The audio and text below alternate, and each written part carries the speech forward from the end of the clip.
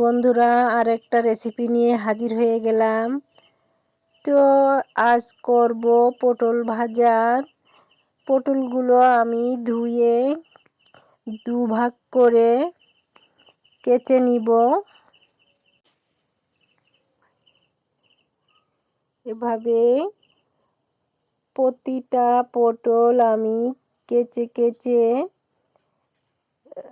নিব।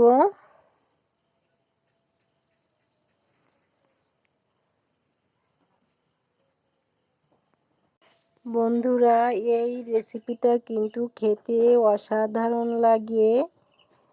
তো গরম চলে এসেছে, এই গরমে অনেকে পান্তা ভাত খেতে ভালোবাসেন। আমিও কিন্তু পান্তা ভাত খেতে ভালোবাসি। তো দেখা যায় এভাবে পটল ভেজে পান্তা ভাত খেলে খুবই মজা। অনায়াসে আপনি পেট ভরে পান্তা ভাত খেয়ে উঠে যেতে পারবেন, আর কিছু লাগবে না। সব পটলগুলো আমি এভাবে কেটে নিলাম।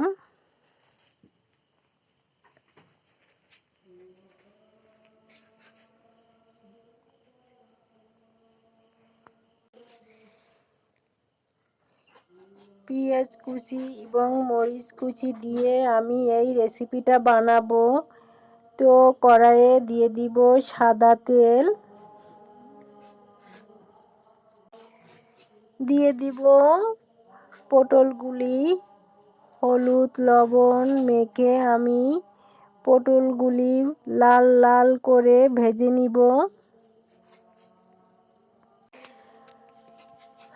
বন্ধুরা, যারা আমার ভিডিও দেখেন তাদের প্রতি রইল শ্রদ্ধা ভালোবাসা।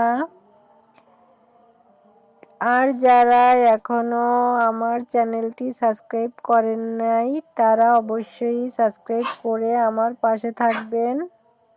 আমিও আপনাদের পাশে থাকব ইনশাল্লাহ। আর রোজা প্রায় শেষ, সবার জন্য সবাই দোয়া করবেন বেশি বেশি। বিশেষ করে মা বাবার জন্য বেশি দোয়া করবেন। তো উল্টিয়ে পাল্টিয়ে কিন্তু আমি পটলগুলো ভেজে নিচ্ছি।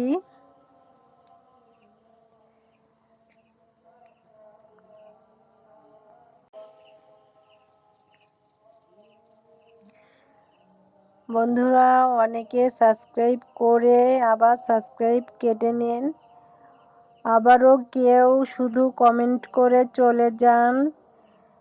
আসলে কেন এমনটা করেন বুঝি না।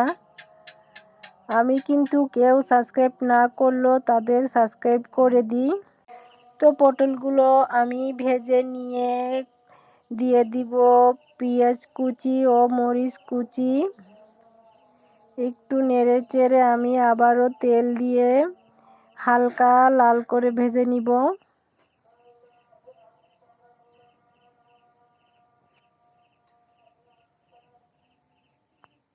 দিয়ে দিব সামান্য লবণ আর সামান্য হলুদ, কারণ পটলগুলো আমি লবণ এবং হলুদ দিয়ে মেখে ভেজে নিয়েছি।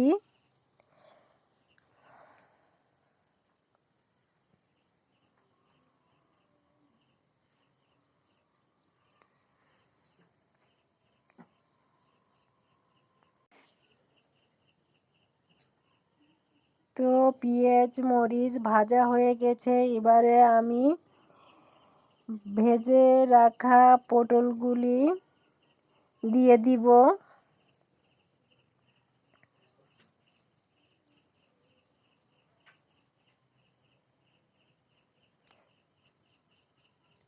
তো বন্ধুরা, আমি কিন্তু পানি দিব না, শুধু তেলের উপরেই ভেজে নিব।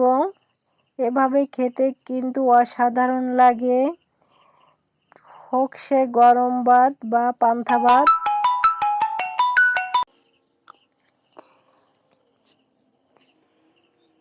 তো এভাবে আমি ভেজে নিব। তো বন্ধুরা, আমার ভিডিও যদি আপনাদের বিন্দু মাত্র ভালো লাগে তাহলে অবশ্যই লাইক কমেন্টস, শেয়ার করে দিবেন।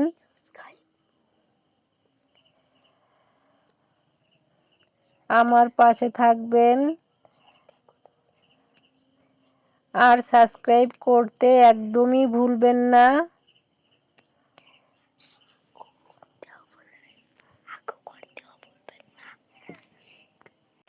সবাই ভালো থাকবেন। আল্লাহ হাফেজ।